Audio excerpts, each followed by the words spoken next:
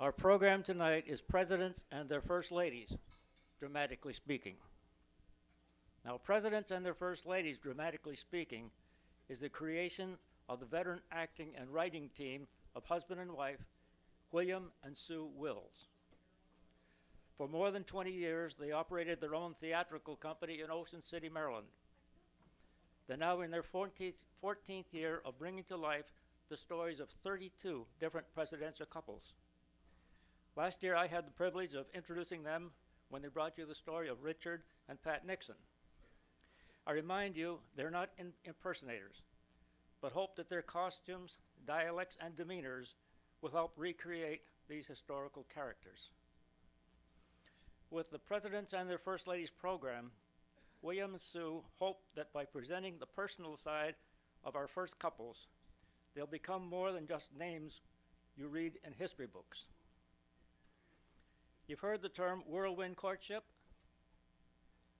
You'll see exactly what that means in the story of Lyndon and Lady Bird.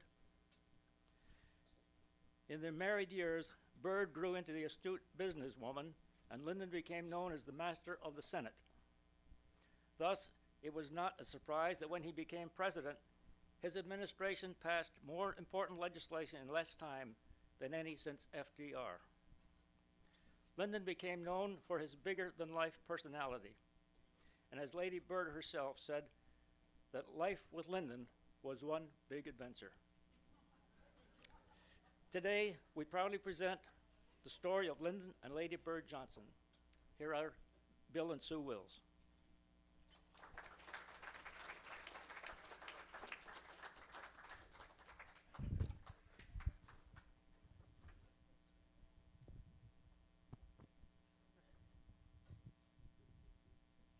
Howdy. I am Lyndon Baines Johnson, your representative in Congress. Well, actually, I'm not a representative yet, but I am secretary to Congressman Dick Clayburgh. And you folks over here in Austin, well, you're not really in our congressional district either. But if you ever need anything and your congressman won't help you, you write to Lyndon Johnson, and I guarantee you'll have a return letter the same day we get yours. So then what am I doing over here in Austin, waiting outside the restaurant at the Driscoll Hotel here in late August 1934? Well, I'm waiting for the girl I'm going to marry. I met her last night. Well, I had a blind date yesterday, you see, so I went up to pick this girl up, and this other pretty girl, Lady Bird Taylor, was there. Well, we all went out for drinks, and I sort of arranged meeting Lady Bird here this morning. Ah, here she is. Bird. Hey, Bird. Didn't you see me standing up here? Now, you come on up here, and we're going to set ourselves down and have ourselves a fine conversation. There you go. Now, how did you ever get a name like Lady Bird? Well, I got it from my nurse, Alice Tuttle. She looked at me when I was born and declared I was purty as a lady bird. And well, the name just stuck. My real name is Claudia Alta Taylor. Now, did you get a good education? Oh, yes, I did. I went to junior college for 2 years, an Episcopal school, where I converted to the Episcopal faith. I graduated from the University of Texas with honors in history. I stayed an extra year to get a second degree in journalism. Now, why don't you tell me all about your family? My father owns a general store in Karnak. That's in East Texas. He calls himself a dealer and everything. My mama died, though, when I was 5 years old. I was raised by my Aunt Effie. Well, I was born 26 years ago in the hill country. Then we moved to Johnson City. Now, when I was 12 years old, though, my daddy took over the Johnson Ranch when my grandmother died. Do you know my daddy ran 6 times for the Texas legislature, and he never lost once? But he wanted to make his living on the land. I was a wild boy. My grandmother Baines used to tell folks, that boy is going to wind up in a penitentiary. And I must admit, I came within a hair's breadth of going to jail on several occasions. Well, I broke my dear mother's heart, though, by not wanting to go to college, so I went out west, to work for a while. But I came back home knowing I needed a good education. So I went to this small college for poor folk, San Marcos. Took a year off, though, and I taught at this poor school down in Cotulla, Texas. Most of my students spoke Spanish, but I made it a rule. They could not speak it in school, and if they did, I'd spank them. I graduated from San Marcos, and then I taught public speaking at Sam Houston High School, and I turned our debating team into a championship team. Now, that experience made me realize that it is education that's the key to success for poor folk. Actually, it was while I was still in college that my career in politics began in kind of an unusual fashion. I was at this public gathering, you see, so I stood up and I gave a little speech on behalf of a fella who was running against a man named Welly Hopkins. Well, Hopkins was in the crowd that day, and he came up to me afterwards, and he said he was so impressed with me, he wanted me to be his campaign manager. And Welly won.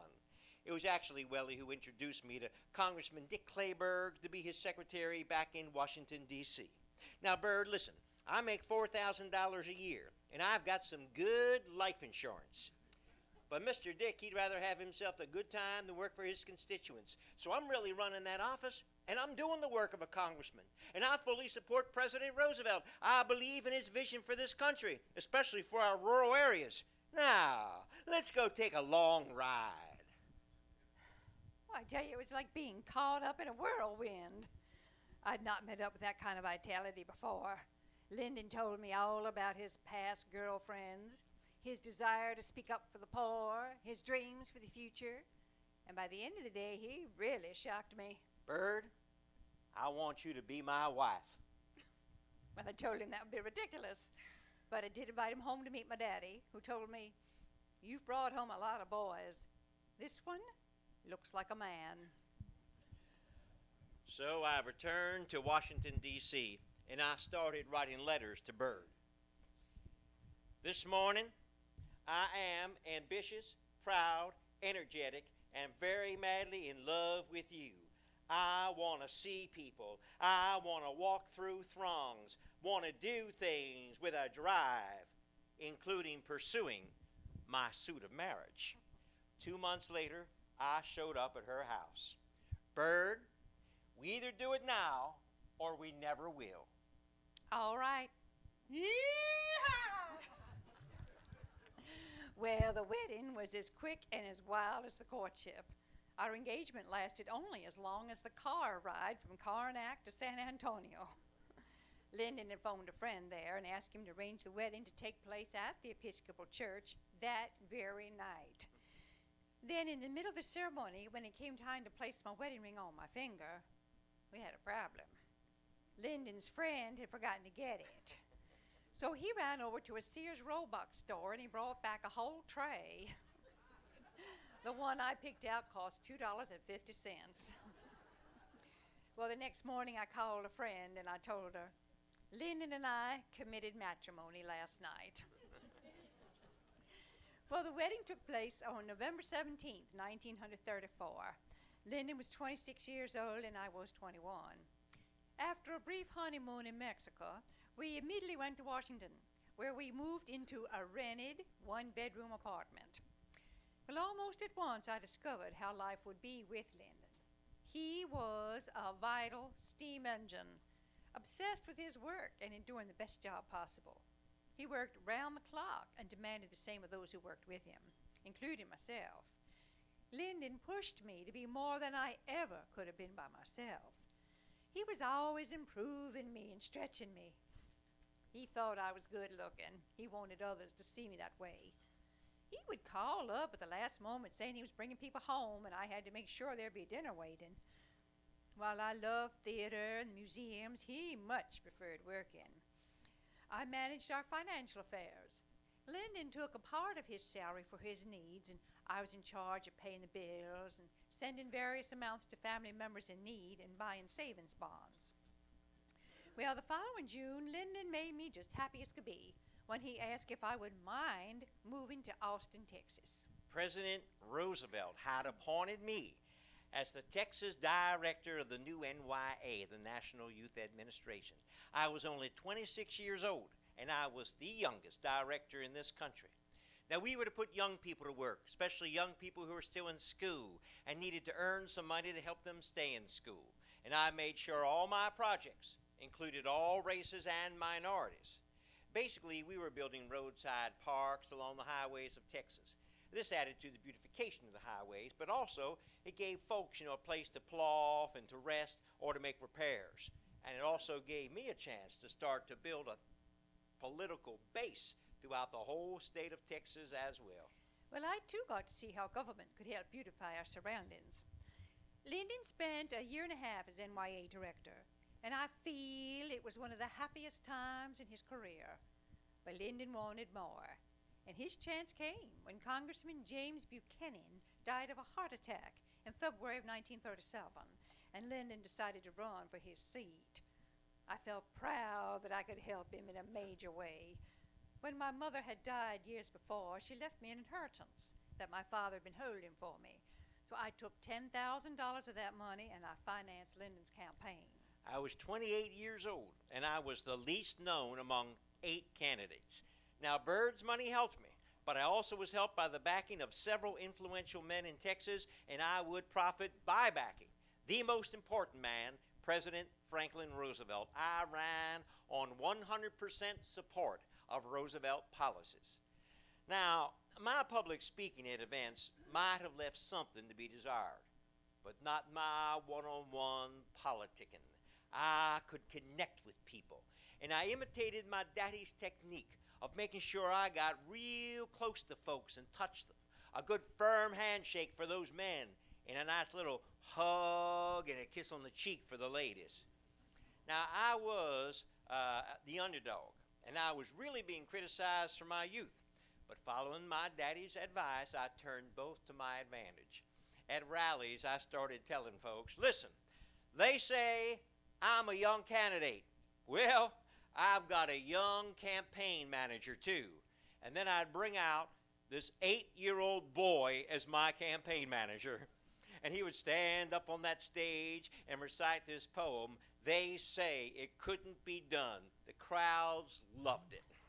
Lyndon was never so young, never so vigorous, and never so wonderful as in that campaign. But 2 days before the election, he was lying in a hospital bed. He had an appendicitis attack and needed to have emergency surgery. Well, I stayed in the background during the campaign, but labored behind the scenes, working the telephones. The winner in this special election needed only a plurality, not a majority. And Lyndon won with 28% of the vote.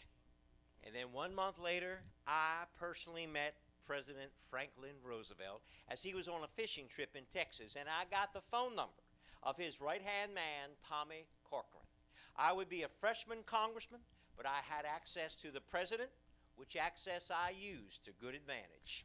Well, now, Lyndon, don't forget about Mr. Sam. Oh, no. Sam Rayburn would not become Speaker of the House until 1940, but he was still a very influential man, having come to Congress in 1913. He had been a friend of Lyndon's daddy's in the Texas legislature, and he looked after Lyndon, even when he was just Dick Clayburg's secretary. Eventually, Mr. Sam became a constant visitor to our home, sometimes coming for dinner 4 evenings a week. Barely a day went by when he and Lyndon did not speak. Now, it's one thing to know the right people, but it's another to know how to put it to good use. And I did put it to good use for my constituents in the 10th Congressional District. I got government funds for our Negro farmers, WPA projects to build government buildings, and approval for a whole series of dams that set up the Pernalis Electric Cooperative, which brought needed electricity to our rural areas. While Lyndon was improving life for the people in Texas, I set out to improve myself. Lyndon told me, "You don't sell for what you're worth." So I lost weight, began wearing the more colorful dresses that Lyndon liked, and I read books that gave me an understanding of history. But I was still painfully shy, and it seemed I just could not have a baby. I suffered 2 miscarriages during those early congressional years. And after each one, I felt the loss of a little being, of the potential for a new life. Now, I gained more political friends in the elections in 1940, when at the age of only 32, I was made the chairman of the Congressional Campaign Committee, and I guided the Democrats to a pickup of 8 seats in the House when everyone predicted we were going to lose seats, and I gained more prestige with President Roosevelt. But I wanted to be more than a congressman, and I knew I had to work quickly because Johnson men had bad hearts. My daddy died at the age of 60, and my uncle passed over just 2 years later at the age of only 57. And now it would actually be another death that gave me my chance. One of our Texas senators died of a stroke on April the 9th, 1941. And again, I ran on a 100% Roosevelt ticket, and this time I had a quote from the old man himself. I announced my candidacy standing right on the steps of the White House after leaving a meeting with the president in the Oval Office. Well, when reporters asked the president if he supported my candidacy, he answered in typical Roosevelt fashion that he had no right to tell the people of Texas for whom to vote. But then he added, however, Lyndon Johnson is a very old friend of mine. Well, Lyndon ran against the sitting governor, Pappy O'Daniel, a real Texas character who had his own radio show, played in his own band, and peppered his speeches with evangelical fervor. Again, the hard-fought campaign took a toll on Lyndon, and he was hospitalized about a month before the election with what was diagnosed as pneumonia. But I felt it might simply have been depression about maybe losing the upcoming vote, because he seemed to recover when the polls showed him moving closer to the lead. And when those votes were counted on election night, I was in the lead by 5,000 votes. But in Texas, that doesn't mean that you win. Well, you see, actually it does take days for votes to be officially confirmed, especially from our outlying districts, and I made a mistake by letting the districts I was sure of send in their returns too soon. And sure enough, when the last 2 counties sent in their votes, somehow or other, enough votes materialized to give O'Daniel the win by 1,300 votes. During that campaign, President Roosevelt helped me by sending me telegrams, which I then show at all my rallies. And afterwards, he gave me some advice. He said, Lyndon, you apparently haven't learned what I learned up in New York State, that when the election is over, you have to sit on the ballot boxes. Well, I would not make that mistake again. But before I'd even have a chance to run again, I had to do the Almighty's work. I believe it was the Lord who had me lose that election, so I would still be in the Congress on August the 12th, 1941, the day we took a vote on whether we should continue the current peacetime draft, which then had us ready to go into that war later. The legislation passed that day on a vote of 203 to 202. And obviously it was my vote that made the difference. And then eventually I had to fulfill a promise I made during that campaign. I would tell my rallies, if the day comes when my vote must be cast to send your boys into the trenches, on that day, Lyndon Johnson will leave his congressional seat and go with him. Well, Lyndon served in the Navy as a lieutenant commander, and he was sent to the Pacific Theater. He was awarded a Silver Star for gallantry in action and was given such by General MacArthur himself. While Lyndon was gone, I took over running his congressional office. It was an experience that changed my life. First of all, it gave me a better understanding of exactly what Lyndon went through day after day. And secondly, it was a tremendous boost to my self-esteem. I really had nothing of my own, no job, no house, and no children. But now I had confidence in myself, and in less than 2 years' time I would have all those other things I just listed. But first, in July of 1942, I had Lyndon back home.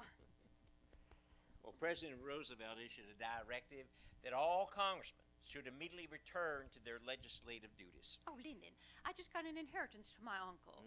So could we buy that cute little house on 30th Place in Washington? Well, the price is a bit high, Bird.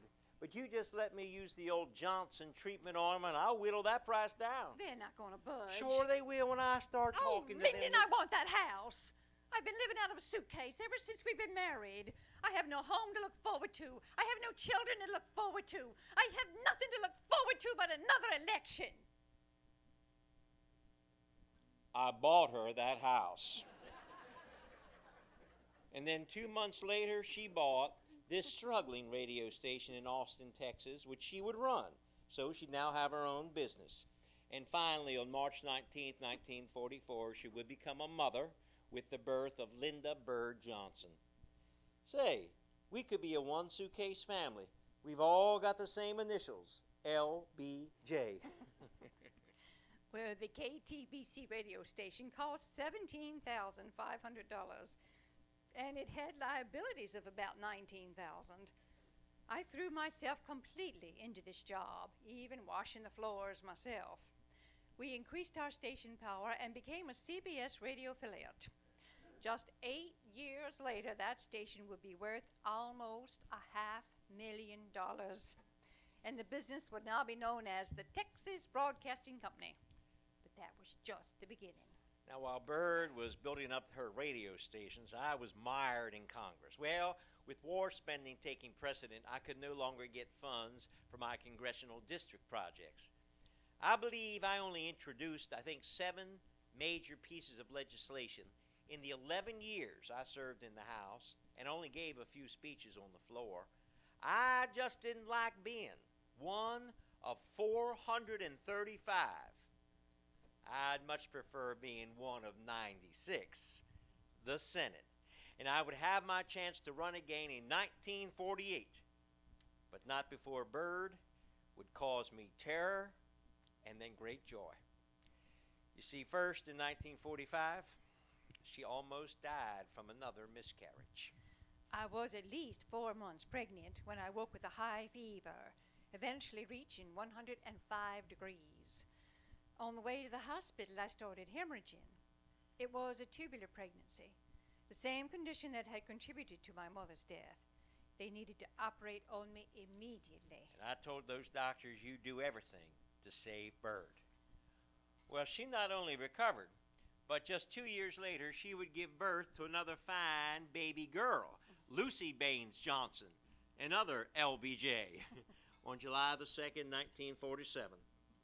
And now the stage was set for what I think was one of the most exciting political races in American political history. My 1948 senatorial race against a Texas legend, Coke Stevenson, in our Democratic primary.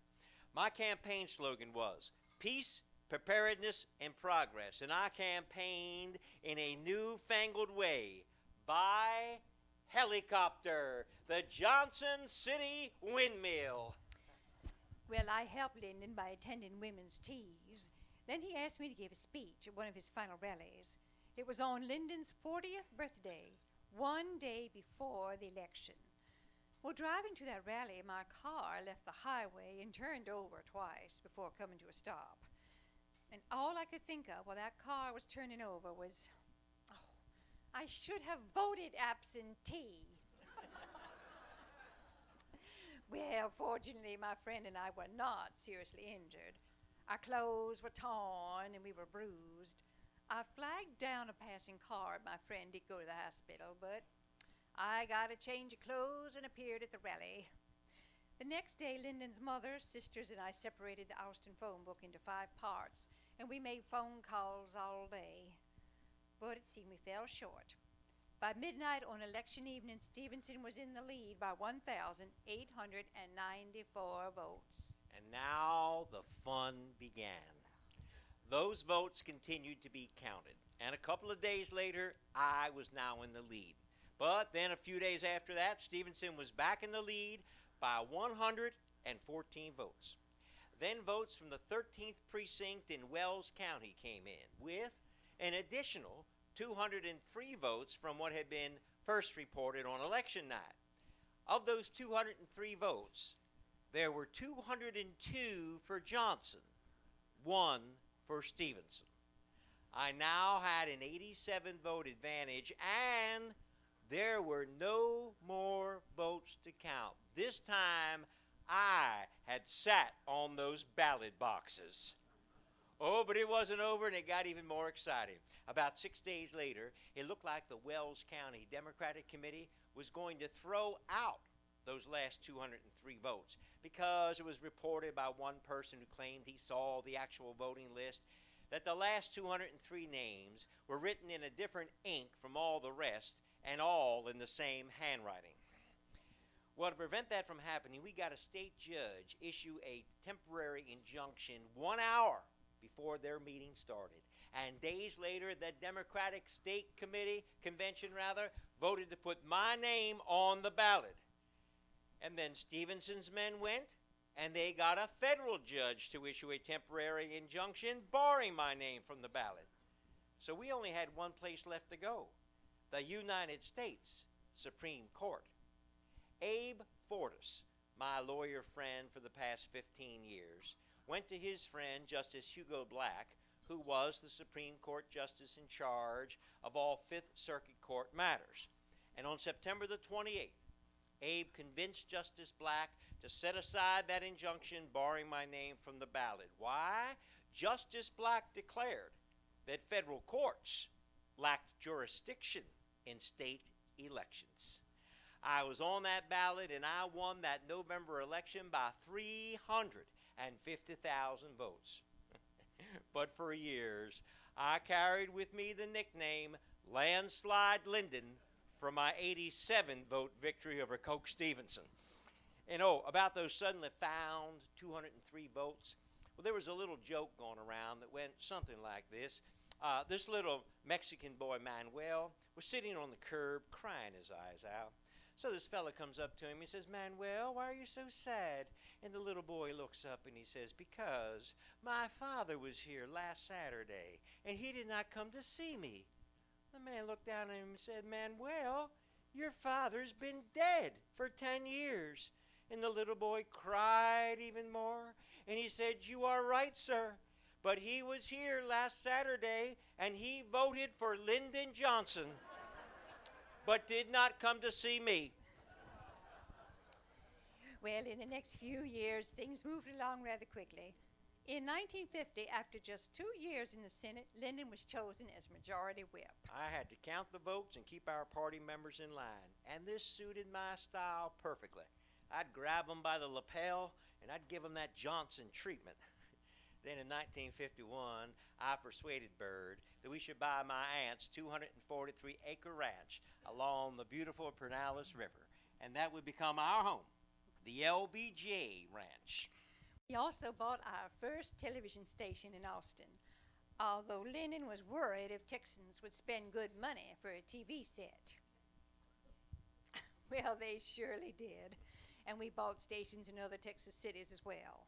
This was the start of the real growth of the Texas Broadcasting Company, which by the end of the 1950s would have assets of almost $2.5 million. The Eisenhower landslide of 1952 was actually a godsend for me because the Democratic leader in the Senate, lost his bid for re-election, ironically, to none other than Barry Goldwater. So that position was now open. And who better to fill it than yours truly? But our party was now the minority in the Senate, so in 1953 I became the minority leader. But 2 years later, we regained the majority by a few seats.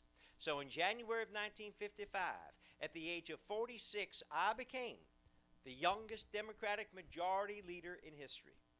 And I told my fellow Democrats, there will be no personal attacks upon the integrity of President Eisenhower or his intentions. I believe it would be better if both parties would simply follow the virtues of democratic cooperation I learned from my daddy. He would gather us children together and say, "Come, let us reason." And that's what this Congress should do. And in the next 2 years, we passed 50 major pieces of legislation. But it almost ended in July of 1955. Lyndon had spent the first 2 months as majority leader in the hospital, as he had a serious kidney stone problem. Then on July 2nd, 1955, he had a major heart attack. On the way to the hospital, I told my companion, if I die, my will is in the drawer of my desk at the WTBC radio station, and I've left everything to Lady Bird. She's been the most wonderful wife in the world. Come here, Bird. I need you by me. I think I can fight better with you by my side. Well, for the next 2 days, Lyndon had only a 50-50 chance of survival. And I stayed with him in that hospital for the next 6 weeks. Yes, Lyndon was difficult. And yes, he was depressed, especially when he realized he could never have another cigarette. But I would carry an open pack of cigarettes with me, just to remind me of what they had caused me. Because I'll tell you, when that attack hit me, it was like I had jacked up a truck, the jack slipped, and that truck slammed into my chest. And I told Bird, we have made our last campaign. I want you to do everything in Washington these next few years you have ever wanted to do, because I'm not going to run again. So I set out to be the best majority leader ever, foregoing any thoughts of the presidency, as some people are already suggesting. From 1957 to 1960 is a good example. I worked with the Eisenhower administration to pass legislation such as the Eisenhower Doctrine after the crisis in the Suez Canal, the Civil Rights Bills of 1957 and 59, the creation of NASA, and we slashed that budget. So we actually had a surplus in Eisenhower's final year. Now, John Kennedy, he spent those same years crisscrossing this country, running for president while missing hundreds of Senate votes. Again, I was being urged to run in those primaries in 1960. But I was the majority leader, and I didn't have time for that. Well, the days before that convention, Lyndon did let it be known that he was a candidate for president, but it was too late, and John Kennedy got the nomination. Oh, Lyndon, I just know he's going to ask you to be vice president, and I hope you will not accept it. Well, Byrd wasn't the only one against my acceptance. Mr. Sam Rayburn was totally opposed. And ex-Vice President Gardner told me, Lyndon, the vice presidency isn't worth a pitcher of warm spit. And Jack's brother, Bobby, he certainly did not want me on that ticket. But Jack did, and I accepted. Well, not long afterwards, Jack called and asked if I could handle more of the women's end of the campaigning load since Jackie was pregnant. I made 16 solo campaign appearances in 11 states and another 150 appearances with Lyndon. But in the midst of all this, I was in the midst of a family tragedy. On September 13th, my daddy developed blood poisoning in his leg. I spent as much time as I could with him, but on October 22nd, my daddy died. Just 14 days after her daddy's death, Byrd accompanied me to a rally at a local Dallas hotel, and we were besieged by Nixon supporters who were very upset at me because of my support of civil rights. Signs proclaimed Texas traitor and Yankee. One woman held a "Let's Ground Lady Bird" sign with which she hit my wife on the head while spitting in her face. Well, that little confrontation made national news. And on November the 8th, I made sure John Kennedy got elected president by delivering the state of Texas to him. Oh, yes, there were Republican cries about voting fraud, but it was just good old Texas politics, and a federal court rejected those allegations. Well, we bought a beautiful new house in Washington, and during my tenure there as wife of the vice president, I again played the role of substitute for Mrs. Kennedy at certain public appearances, over 50 times in just that first year. And I told Jack I needed something worthwhile to do.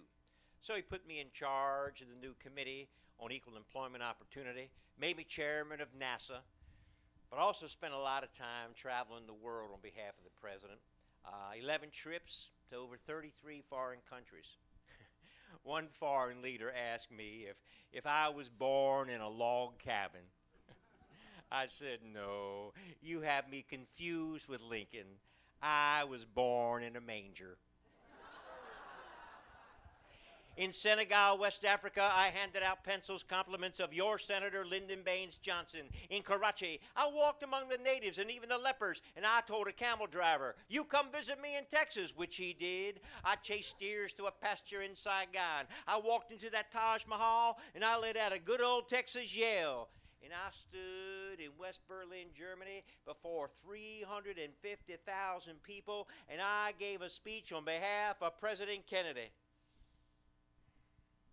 And I detested every minute of it.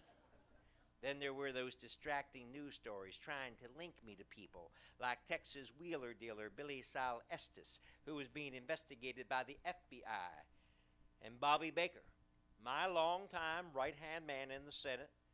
Bobby had to actually resign his position as secretary to the majority leader because of his problems. In fact, on the afternoon of November 22nd, 1963, an acquaintance of Bobby's, Don Reynolds, was going to testify before a secret Senate Rules Committee meeting about some dealings he claimed he had with me. But I couldn't be bothered with that. I had more important things to worry about. Bert and I had to entertain the President of the United States. President Kennedy was making a political tour of Texas, and he had brought Jackie with him. We were to entertain them at our ranch on the night of November 22nd, and the next day take them to a Texas Wild West show. But first there was to be the motorcade ride through Dallas. Lyndon and I were in the fourth car, one vehicle removed from the President's. I heard this sharp, loud sound. I thought maybe firecrackers. The next thing I knew, Lyndon's Secret Service man had lunged on top of him, and the car sped forward. When the vehicle stopped, we were at Parkland Hospital, and I now knew that the President had been shot. I found Jackie standing outside the operating room, alone. I don't think I ever saw anyone so much alone in all my life. I put my arms around her, saying, "God help us all." At 1:20 p.m., Kenny O'Donnell, President Kennedy's friend, walked up to me and said, "He's gone." We immediately decided I should get back to Washington. We were afraid there might have been some sort of a conspiracy. But I would not leave without Mrs. Kennedy. She would not leave without the President's body. Well, arrangements were made, and within an hour, we were finally all aboard Air Force One. Federal Judge Sarah Hughes arrived, and the closest thing we could find to that plane to a Bible to use was a Catholic missal. Jackie, I wanted her standing right beside me as I took that oath of office, ending with those words, "So help me God." It was 2:40 p.m. I returned to our home in Washington and told my daughter Lucy, "All of this will change our lives, but it need not change you or Linda." We allowed Mrs. Kennedy to stay at the White House for as long as she needed, and I began recording a diary, which I would continue to record all throughout the presidency. But Lyndon needed to address the nation and calm it. So on November 27th, he spoke to the people. Mr. Speaker, Mr. President, members of the House, members of the Senate, my fellow Americans, all I have, I would have gladly given not to be standing here today. The greatest leader of our time has been struck down by the foulest deed of our time. An assassin's bullet has thrust upon me the awesome burden of the presidency. And I am here today to say, I need your help. I cannot bear this burden alone. Today, John Fitzgerald Kennedy lives on in the immortal words and works he left behind. And now, the ideas and the ideals which he so nobly represented must and will be translated into effective action. So let us here highly resolve that John Fitzgerald Kennedy did not live or die in vain. And on this Thanksgiving Eve, as we gather together to ask for the Lord's blessing and to give him our thanks, let us all unite in those cherished and familiar words. America, America, God shed his grace on thee and crown thy good with brotherhood from sea to shining sea. I told my aides our main goal was to pass legislation that would make a difference in people's lives, and to do that, you had to work with Congress. And the only way to work with Congress is continuously, incessantly, and without interruption, almost incestuously. I had to know them better than they knew themselves. December 7th. I feel as if I am suddenly on stage for a part I never rehearsed. January 8th, 1964. At noon, Lyndon delivered the State of the Union. By all odds, the most important thing in that speech to me was the statement that he was declaring unconditional war on poverty. Months later, at the commencement address at the University of Michigan, Lyndon asked all of us to join together to help build the great society. But I was already worried about Lyndon's health. And as early as May 14th, I wrote out for Lyndon a 9-page draft of the situation of his health, ending with the suggestion that he should not run for president in 1964. Now, over the years, I had come to value Lady Bird's opinion of my virtues and flaws. But Bird, I had to concentrate on getting things done. July the 2nd, the Civil Rights Bill of 1964 was passed, which outlawed segregation in our U.S. schools and public places.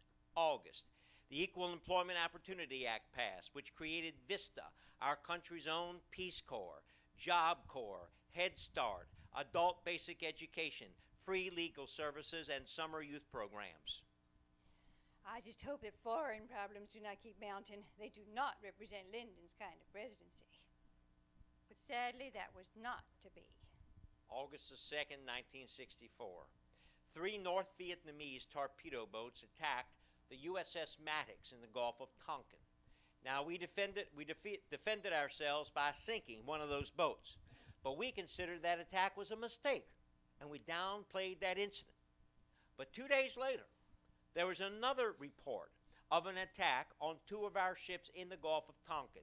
The Joint Chiefs of Staff said the attack occurred. Admiral Sharp, commander of the Pacific Forces, said the attack occurred. 5 days later, Congress passed the Southeast Asia Resolution, the oft-times called Gulf of Tonkin Resolution, giving me as Commander-in-Chief their support to use all measures to repel any further attacks on our armed forces.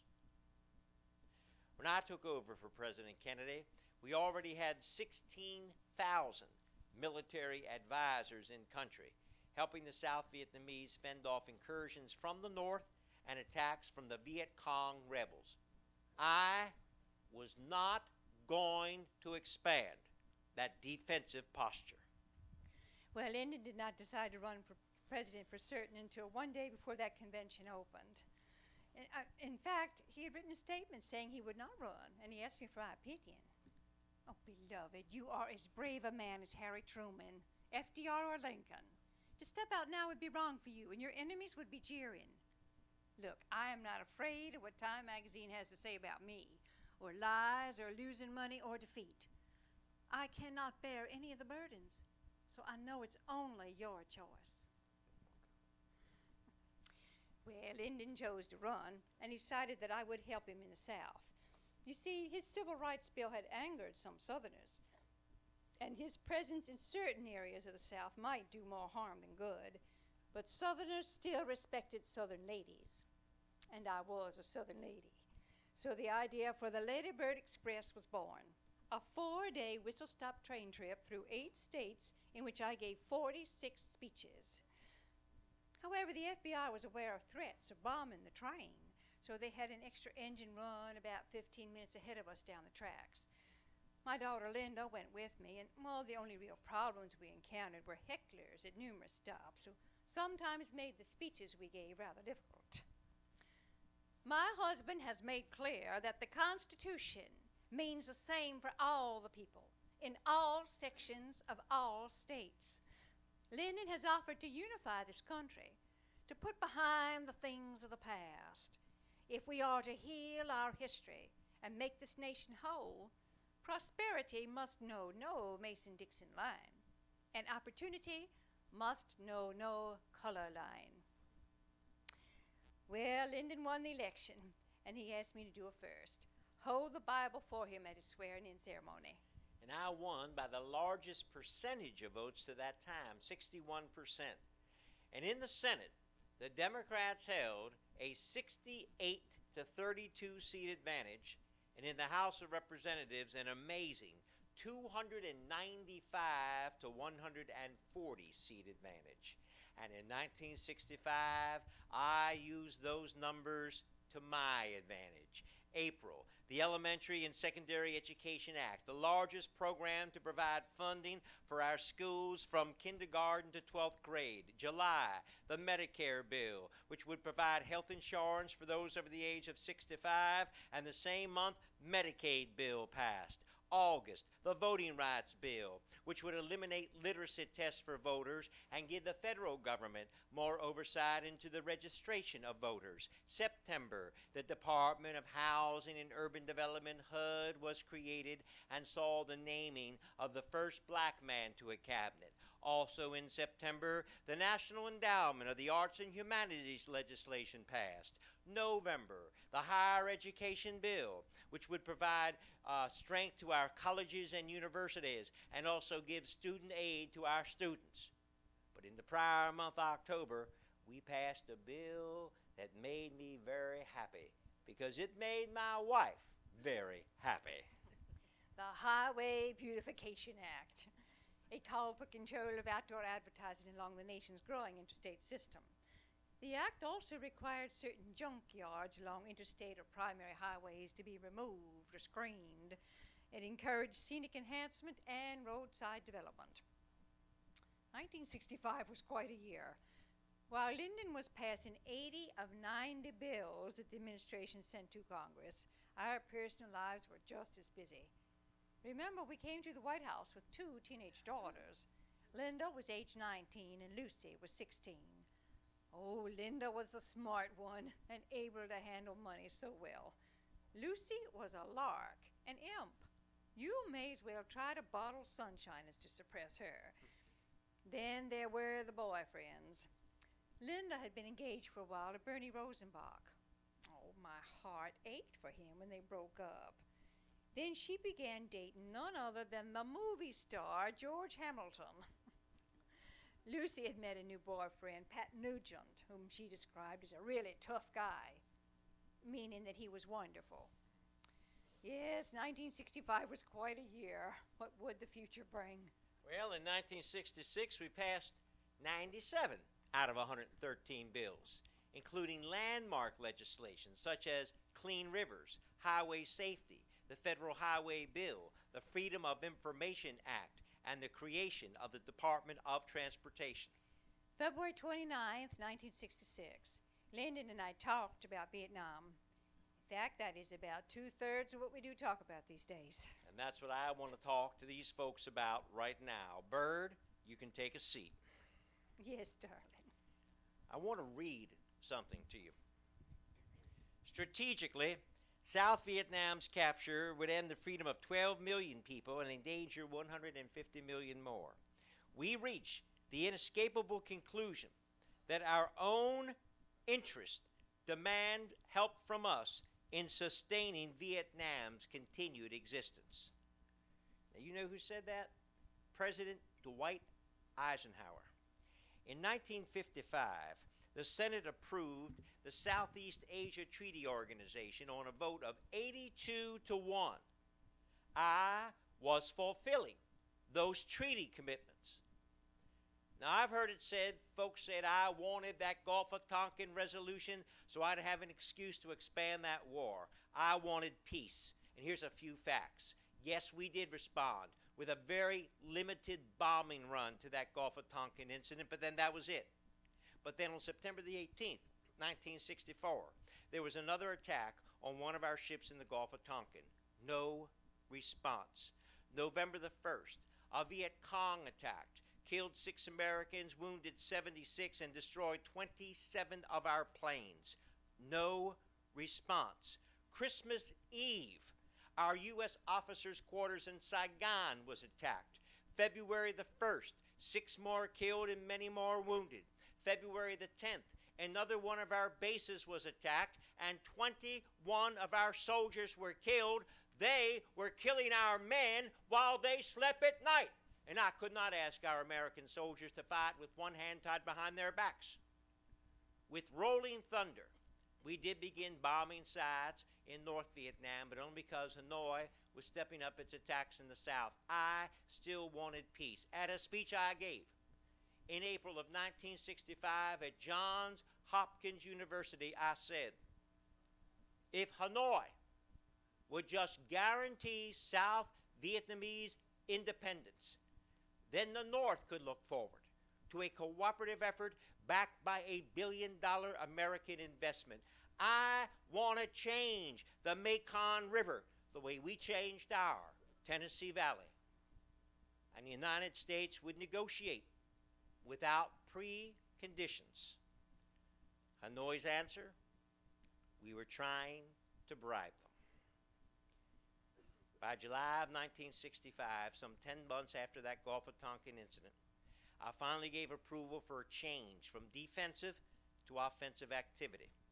By the end of 1966, we had 385,000 troops in theater, 5 periods of bombing cessation to give the North a chance to respond to the 44 major peace initiatives. By the end of 67, we would have 485,000 troops in Vietnam, and by that time we will have suffered some 19,000 deaths.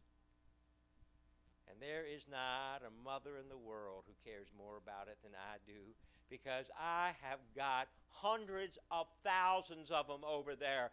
They are my boys. Lyndon always referred to my boys as if they were family members, and in time 2 of them were, both of our sons-in-law. Lucy married Pat Nugent in August of 1966, and about a year and a half later he was deployed to Vietnam. On December 9th, 1967, Linda married a young man, Charles Robb, who left for Vietnam just months after their wedding. He gave my secretary, Liz Carpenter, a note to be opened in the event of his death or capture. It contained a statement on his firm belief in what we were doing, just in case the enemy might try to broadcast some phony statement he would have supposedly made. But the worst times were when the coffins were coming back on the trains, heading for their final resting place.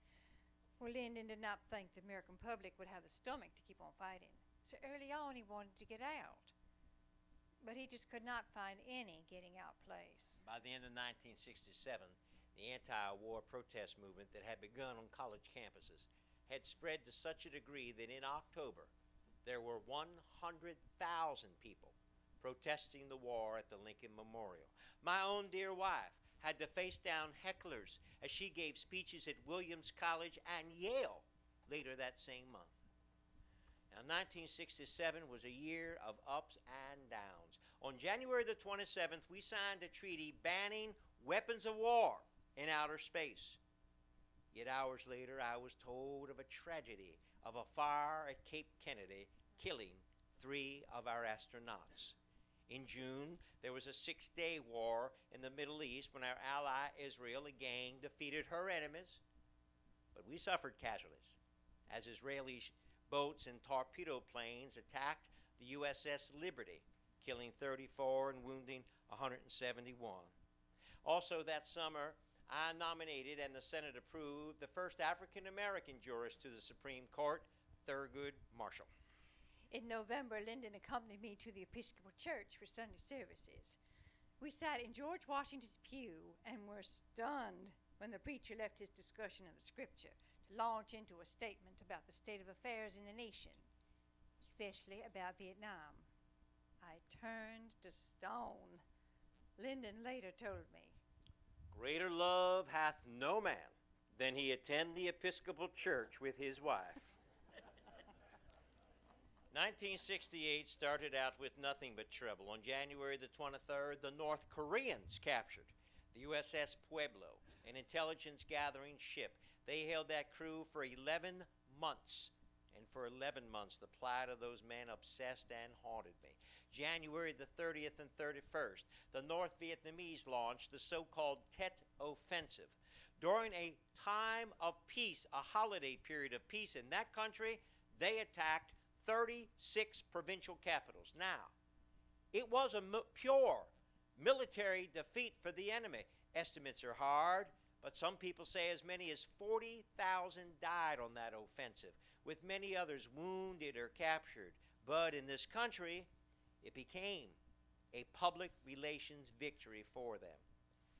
By the time my term in office was over, we would have over 500,000 troops in Vietnam, and we suffered 16,500 deaths in 1968 alone.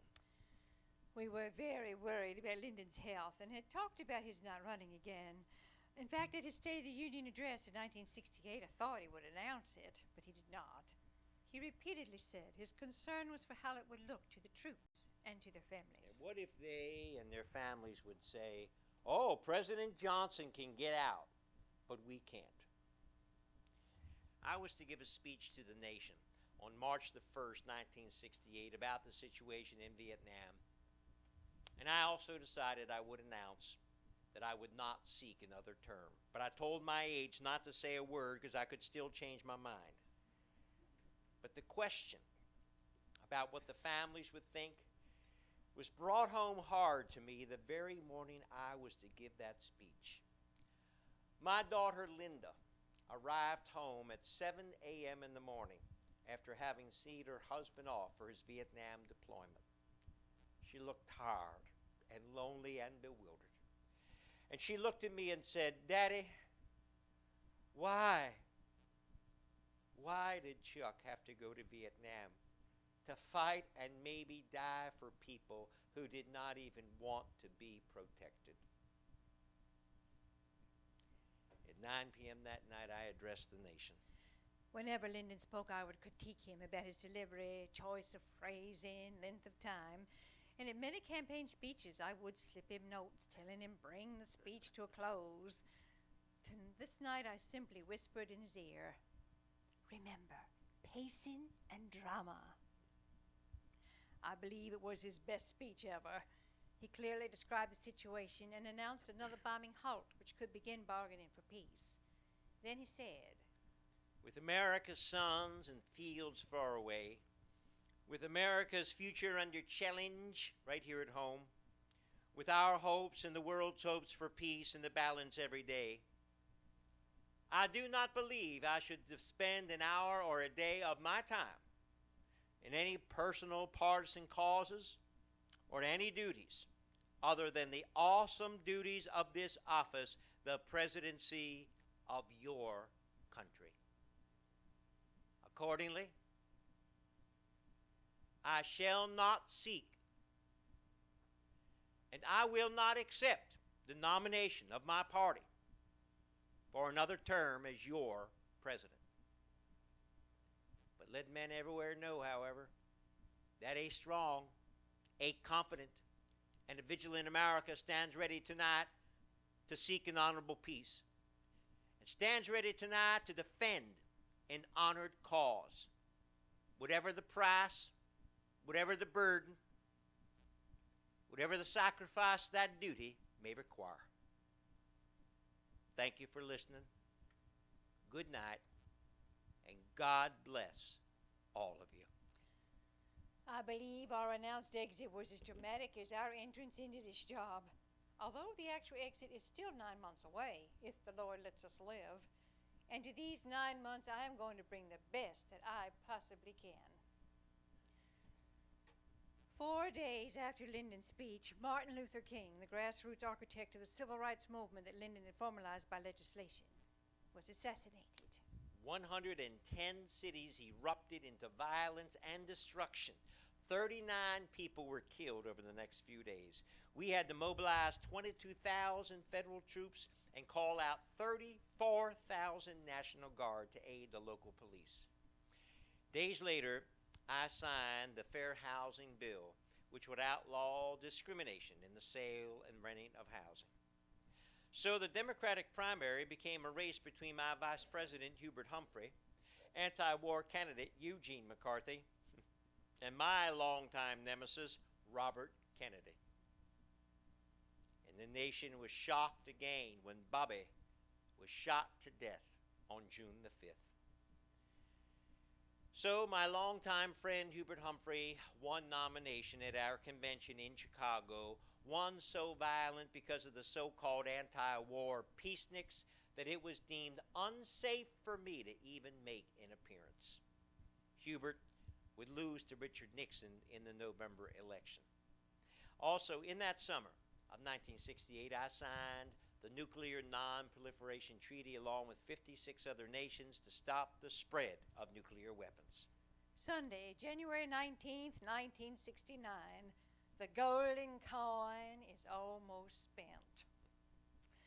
Weeks before, Lyndon and I talked about what we wanted to do in this last evening, and I'd said there was only one group of people I wanted to spend it with, his top assistants and mine, so there were 60 for a buffet supper. Oh, it was a wonderful life. It took vigor and forbearance and a lot of elasticity, but it was an absolutely wonderful life. My cabinet gave me this beautiful document showing the 200 bills we had enacted. How inadequate any man is for the office of the American presidency. The magnitude of that job dwarfs every man who aspires to it. I believe that every man who's ever held the office was humble enough to realize that no living human being has ever possessed beside himself all the required qualifications. But I had given that office everything that was in me. 4 years later, almost to that day, January 22nd, 1973, Lyndon had a heart attack and died at the age of 64. Well, it was something we all expected. Just 6 weeks prior to his death, there was a symposium on civil rights at the new Lyndon Baines Johnson Library. And although the doctors told him he shouldn't, Lyndon was determined to go and deliver a speech. Our main objective must be to make sure that all Americans play by the same rules. Now, we know there is intolerance, injustice, hate, discrimination, suspicion, and we know there's still division among us. But there is a larger truth. We have proved great progress is possible. We know much needs to be done. But if our efforts continue, and if our will is strong, and if our hearts are right, and if courage remains our constant companion, then, my fellow Americans, I'm confident we shall overcome. Lyndon was laid in state in the Rotunda in Washington, and he was buried in our family cemetery on the range on January 25th. Only days later, the Paris Peace Accords were signed, ending the Vietnam War. As the years went by, reporters would ask me how I was coping with life without LBJ, and I would answer, work, work, work, on the border regions for the University of Texas, giving speeches highlighting Lyndon's legislative legacy, and creating the Wildflower Research Center. One of the purposes of the center was to encourage states to plant wildflowers along their highways. That way the nation would not look so homogenized. In 1983, I announced my public retirement. Lucy now ran the LBJ Holding Company, and Linda was First Lady of the state of Virginia from 1982 to 86. Together, my daughters gave me 7 wonderful grandchildren and 10 great-grandchildren. In 1987, I had to respond to a lawsuit claiming that one Stephen Mark Brown was actually Lyndon's son from an affair Lyndon had with the boy's mother, Madeline Brown. Well, Mr. Brown never did appear in court, and that lawsuit was dropped. I did not believe that that affair had ever happened. Oh, I knew the rumors, especially about Lyndon and an old friend of ours, Ellis Glass. Well, my response to that long ago rumored romance was, I would have thought Miss Glass too plump for Lyndon. You have to understand, my husband loved all the people. Half the people in the world are women. You don't think I could have kept my husband away from half the people, now do you? Well, my health started failing in 1993, but I continued on for 14 more years, during which time I suffered several strokes and became almost blind due to macular degeneration. In early July 2007, I made a visit to the new Austin Art Gallery, connected to an IV tube, an oxygen tube, and a feeding tube. Lucy said that I looked like a mobile hospital. 1 week later, I passed over at the age of 94. I'd spent over 34 years without Lyndon. But over the 38 years we were together, people would wonder how and why I put up with some of Lyndon's behavior, especially towards me. Yes, he could be very demanding. Some would say he could even be crude, showing his gallbladder scar to reporters, using colorful language, picking our beagle up by the ears. But I also knew that Lyndon had a ravenous appetite for getting done the agenda he set. And he poured great love and enthusiasm into Medicare, civil rights, clean air, education, and the whole array of the needs of the country. So my answer to the question why, my dear, I just looked on it all as one big adventure.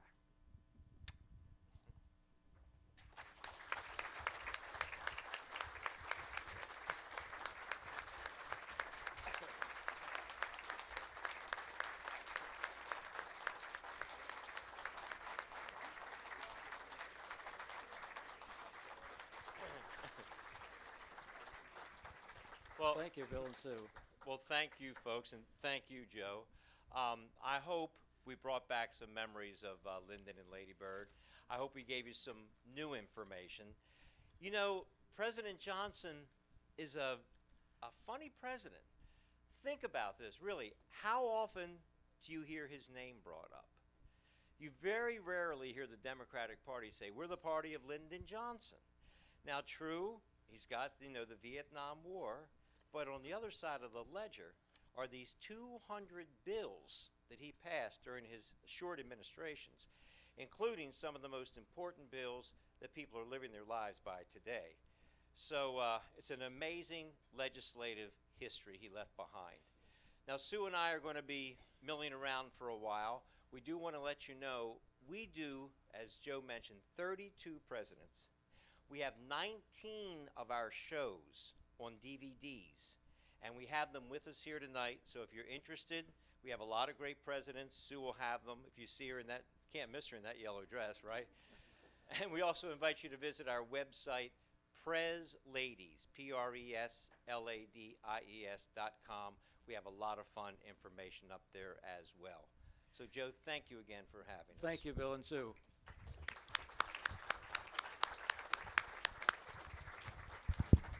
Now, we have a little housekeeping to keep now before you leave. There's after hours after this is over, so you'll go back there and take your chairs. But next Friday, there'll be a dinner, and it will be the Sunshine Jubilee with the Barbershop Organization, and Paul Enschelmeyer is one of the members of that organization. Excuse me?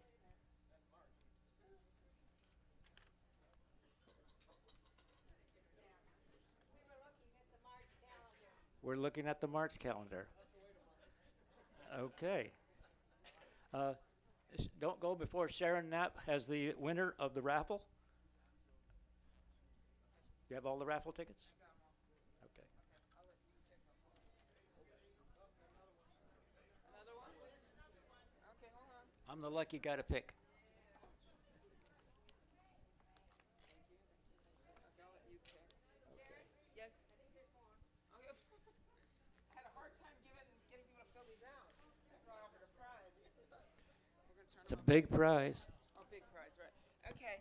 I just wanted to welcome the class of 2009 to this club. Some people call it the UCWP, which is, when you think, University Club of Winter Park, but I call it the Unique Club of Wonderful People. Is that it? Do we have all of them? Okay. Okay, Joe.